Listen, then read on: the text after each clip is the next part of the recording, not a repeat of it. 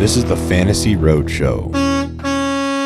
Let's talk a little bit about the running back room. And I think from all of us, at least from a fantasy perspective, we could really tell a change with James Cook once Brady come aboard as offensive coordinator. There was a concerted effort to get him the touches, to get him the carries that led to production. Now, going into this year, you've got, I think, all of the backup running backs are free agents, I believe. So somebody probably needs to get brought in to be that second person. Would you rather see somebody, a mid to lower level free agent guy, brought in, whether if it's like an Alexander Madison or a Gus Edwards type, or would you rather see that kind of addressed in the draft? Well, it's a good question. I mean, I like Ty Johnson. I mean, I thought he brought a lot to the table from kind of a bowling ball standpoint. He kind of reminded me a little bit like Zach Moss a couple years ago when the Bills had double-digit leads in Denver and San Francisco. Zach Moss wore the defense down and just kind of killed time.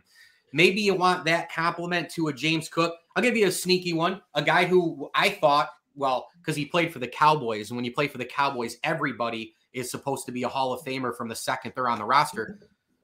Zeke Elliott. Mm-hmm. I mean, is that a decent fit? Listen, if you can get him at a low, if you can get him at a low money amount and you can balance him with Cook, maybe that's a nice thing. Because Cook, as you know, is a little bit more lightning, right? He's a little bit more of that Swiss Army, catch it out of the backfield and all the rest. I like Ty Johnson. I'd like to have him back to complement James Cook. If you don't do that, maybe you go deep in the draft and you bring in a veteran if you can get him for the right price. Zeke Elliott, okay. If you can get a guy in the league who's established at the right dollar, A.J. Dillon. Mm-hmm. To me, that is the guy. If you can take A.J. Dillon, put him with James Cook. Again, I prefer Johnson. But if you're going to go that route, you might go A.J. Dillon type of a thing. And hey, let's face it, he's been banged up a little bit. He's kind of been exposed, right, with Green Bay, and he's not, what people think he used to be. Maybe that means he can get, breathe some new oxygen in Western New York, get that guy a couple of, solid cooked chicken wings from Barville, and he's off and running. He's good to go. You put him with James Cook, and away you go. I got to make a quick 30-second comment on James Cook, though. You brought him up. He definitely grew before Brady, and then he was maximized with Brady. You're right, because of the play calling. But a lot of credit is due to Aaron Kromer. This guy is a great offensive line coach, and the offensive line right now is really making me frustrated. And we could even talk about that too. But Aaron Kromer's blocking strategy and how he had these guys going all year, they were able to unlock a little bit more with James Cook for sure. And Brady's offense had him utilized more like he was at Georgia. You've got to have him run in between the tackles and on the outside and catch the football. Utilize him in a lot of different ways, almost like a Christian McCaffrey, but in a small way, a microcosm kind of way. But James Cook, another one of these guys, stop dropping the ball. James Cook had 1 million drops this year in huge spots. He put it on the carpet, remember, the first time. Remember the first carry against the Rams?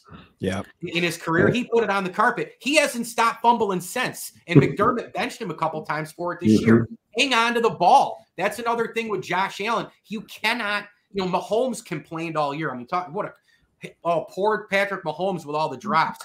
They might have statistically had the most drops in the NFL, but nobody had bigger drops than the Buffalo Bills. James Cook has got to catch the ball better. I think he's on his way. He's a big, rising, ascending player for the Bills, and I love him. You put an A.J. Dillon next to him, you get a little bit more coaching, more of the Brady offense for a full year, but hang on to the ball. He could be a 1,200-yard total guy in this league like that.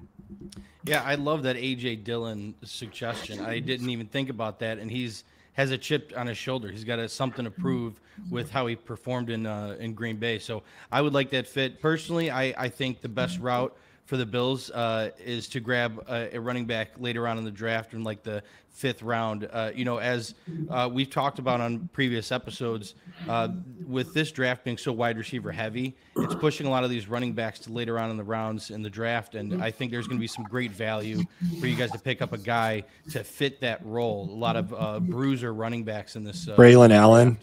Braylon Allen, yeah. I would love to see one of these guys go to the Bills. Personally, that's just what I would like to see happen. But I love the A.J. Dillon take as well.